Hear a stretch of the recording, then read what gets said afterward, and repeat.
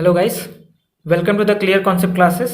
आज के हम इस लेक्चर में एक्सप्रेशंस और आगे के टॉपिक्स लाइक टाइप कास्टिंग इसके बारे में पढ़ेंगे लोग।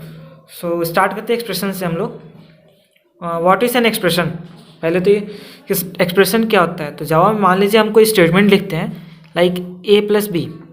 ओके, सो अगर मैंने ऐसे लिखा तो यहाँ देखिए इसमें कुछ ऑपरेशन परफॉर्म हो रहा है दो वेरिएबल के बीच में, तो इसे हम कहेंगे एक्सप्रेशन है। ओके, या एक से अधिक भी अगर ऑपरेशन हो like a plus b plus c, ये भी एक्सप्रेशन होता है। सो अगर एक्सप्रेशन को डिफाइन किया जाए कि what is an expression, then an expression in Java is a valid combination of operator, constants and variables. Like expression क्या है? An expression in Java is a valid combination of operators,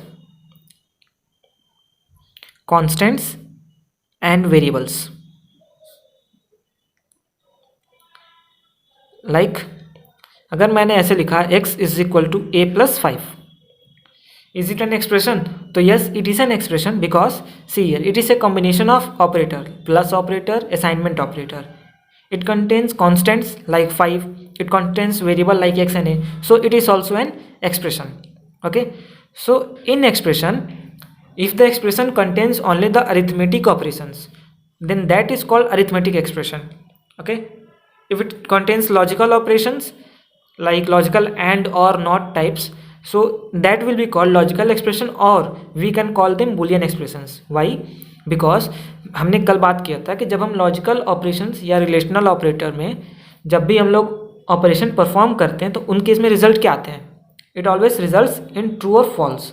so due to this logical operations या logical expressions are called boolean expressions too. Okay, because they result in true and false both. So we are seeing arithmetic expressions. Arithmetic expressions. So expressions which contains arithmetic operators are arithmetic operations expressions. Okay, like if I'm writing z modulo x, this is an arithmetic expression. Okay, in arithmetic operations, the mathematical operations इनको perform करने के लिए हम कुछ predefined functions use करते हैं. Okay, और उन फंक्शन को हम मैथ फंक्शंस या मैथ लाइब्रेरी के फंक्शंस कहते हैं. Okay, so now we are going to see about the math class and its commonly used functions.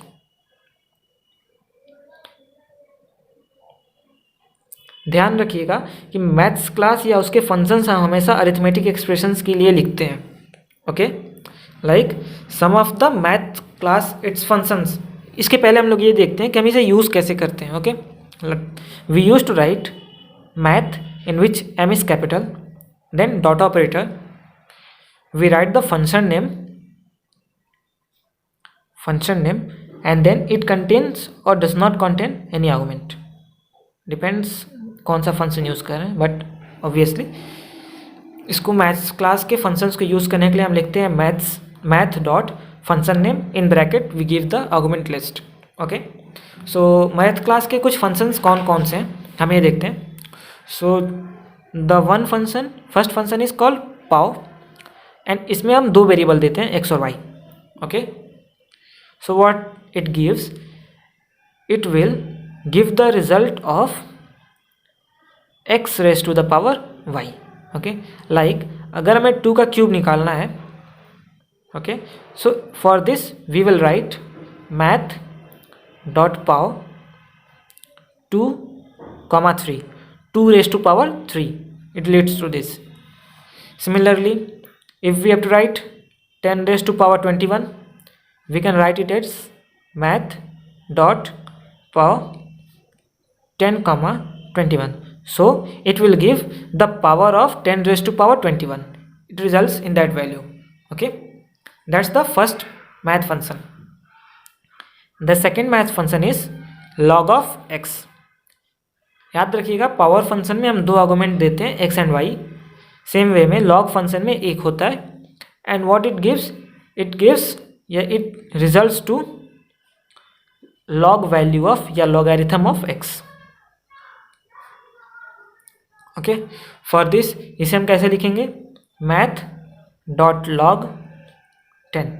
If we have to write it like this, so log function is used as math.log 10. Okay,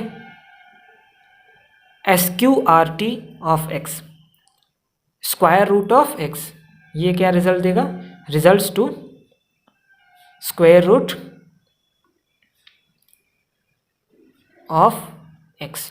okay, if we are writing example देखे जाए कि maths dot sqrt of 16, so ये क्या करेगा, 16 की square root return करेगा और इसका रिजल्ट क्या आएगा, 4. Okay, square root function returns the square root and we write it as sqrt. Okay, ऐसे ही और भी फंक्शंस हैं, like the fourth function we are seeing is cbrt of x. ये क्या करेगा, ये क्यूब रूट ऑफ x देगा. It results to cube root of x. Like if we are writing math dot cbrt of 27, it will give value 3 because cube root of 3 raised to power 3 is 27. Okay, so cube root के लिए हम cbrt use करेंगे, square root के लिए sqrt. अगर किसी का power raise करना है, we will use pow x comma y. x comma y means x is the base and y is the power. याद रखिएगा, पावर फंक्शन में जो पहले लिखते हैं हम बेस लिखते हैं and the next is the exponent या raise to the power. Okay, log x gives the natural logarithm, sqrtx gives the square root and same with cbrtx will give the cube root. अब हम लोग देखते हैं कि ये maths functions को, math library class के फंक्शंस को हम कैसे यूज़ करेंगे. Like for example, if we have to convert this a square plus b square plus c square in its Java expression, so for this what we will write, we can write c that's the square root. इसके लिए हम करेंगे math dot sqrt और sqrt के अंदर जो operation perform हो रहा है हम वो लिख देंगे a square means a into a plus b square plus c square. It will result in under root of a square plus b square plus c square. Okay, अगर दूसरा एक्सप्रेशन मान लीजिए ऐसे लिखा हो 2 minus y raise to power 2y plus 4y, तो इसके लिए क्या लिखेंगे, 2 as it is minus y, y के बाद क्या है, y को हमने 2 रेज टू पावर में किया, y की 2 raise to power. So power के लिए क्या है, math dot power y to the exponent में है 2 into y and then plus 4 into y. ये इसका रिजल्टेंट एक्सप्रेशन होगा जो क्या करेगा, 2 माइनस मैथ डॉट पावर में 2 raise to power 2y plus 4y. Okay,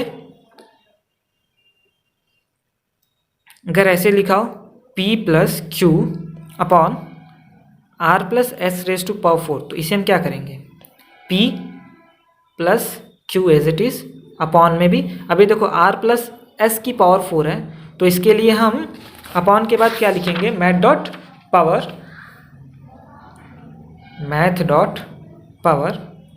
C, base में क्या है r प्लस एस, तो हम पहले लिखेंगे r प्लस एस और रेज टू द पावर 4, तो ये पावर फंक्शन डन. ऐसे हम लोग एक्सप्रेशंस बनाएंगे जावा प्रोग्राम में. ओके, सो अब हम लोग नेक्स्ट टॉपिक देखते हैं जो कि है टाइप कन्वर्जन. टाइप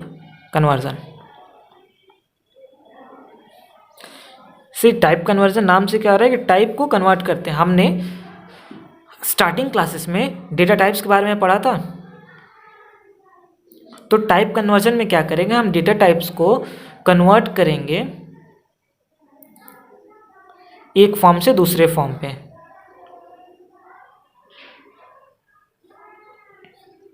ओके, ये टाइप कन्वर्जन होता है. Type conversion is the process of converting one predefined data type into another. Okay, याद रखिएगा डेटा टाइप्स में हम लोगों ने प्रिमिटिव डेटा टाइप या प्रीडिफाइंड की बात की थी, उन्हें हम कन्वर्ट करते हैं एक डेटा टाइप से दूसरे डेटा टाइप में, वो टाइप कन्वर्जन होता है। ओके, अब देखिए टाइप कन्वर्जन दो तरह से होता है एक्चुअली में। एक होता है इम्प्लिसिट टाइप कन्वर्जन, और जो दूसरा होता है वो है एक्सप्लिसिट टाइप कन्वर्जन।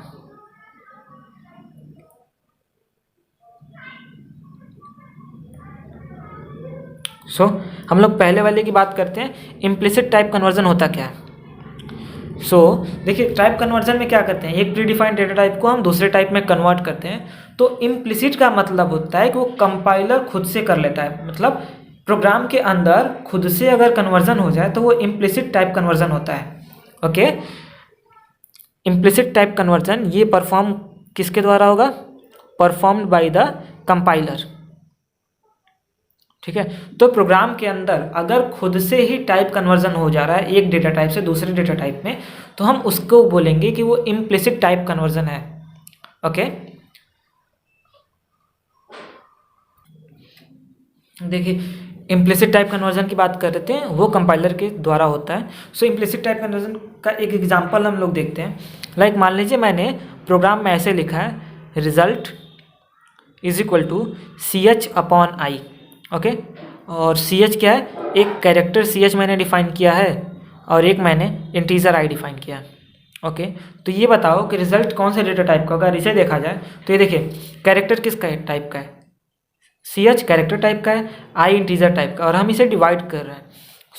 जो रिजल्टेंट ऑपरेशन होगा वो क्या करेगा, कंपाइलर खुद से ही इन दोनों में से एक को कन्वर्ट कर देगा। तो वो क्या करेगा, कैरेक्टर को इंटीजर में बदल दिया। अब इंटीजर अपॉन इंटीजर करके जो हमें वैल्यू रिटर्न करेगा वो देगा इंटीजर टाइप का फाइनल वैल्यू, मतलब जो रिजल्ट आएगा वो एक इंटीजर वैल्यू होगा।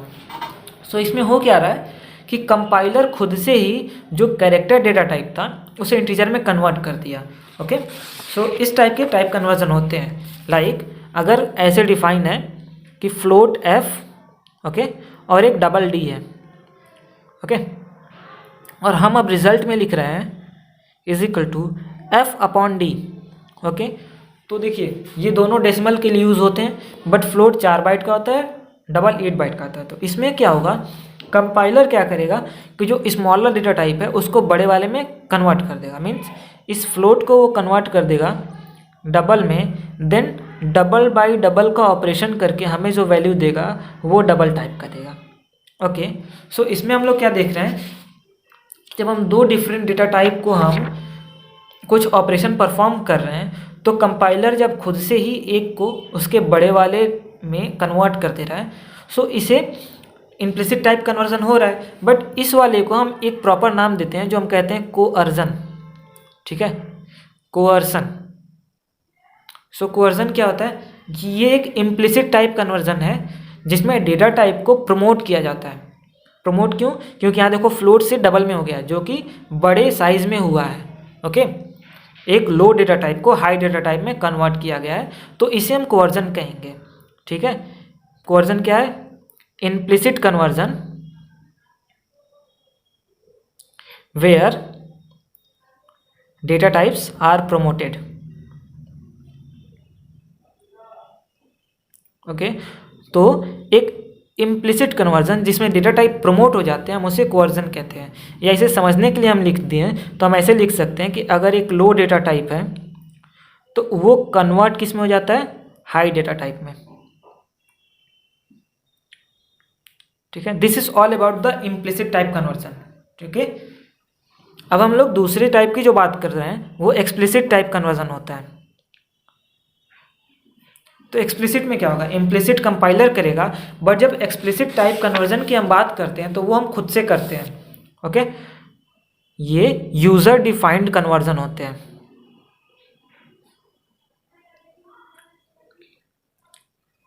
Explicit type conversion are user defined conversion in which one predefined data type is converted into another predefined data type. Okay, और explicit type conversion को ही हम कहते हैं टाइप कास्टिंग भी, टाइप कास्टिंग।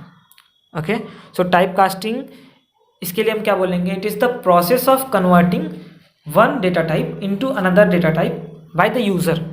ओके, ये explicit type casting होती है। और टाइप कास्टिंग हम करते कैसे हैं, लाइक हमारे पास एक इंटीजर डेटा है, इंटीजर आई, ओके, इसमें मैंने रखा है 40। अब मैं चाहता हूँ कि इस इंटीजर वाले को हम कन्वर्ट कर दें, आई को वो लॉन्ग में चला जाए। ओके, मान लो लॉन्ग एल में हम आई की वैल्यू रखना चाहते हैं, तो हमें करने के लिए पहले यहाँ पे टाइप लिखना होता है। ठीक है, हम किस में कन्वर्ट करना चाहते हैं, लॉन्ग, और किसे कन्वर्ट करना चाहते हैं, आई को।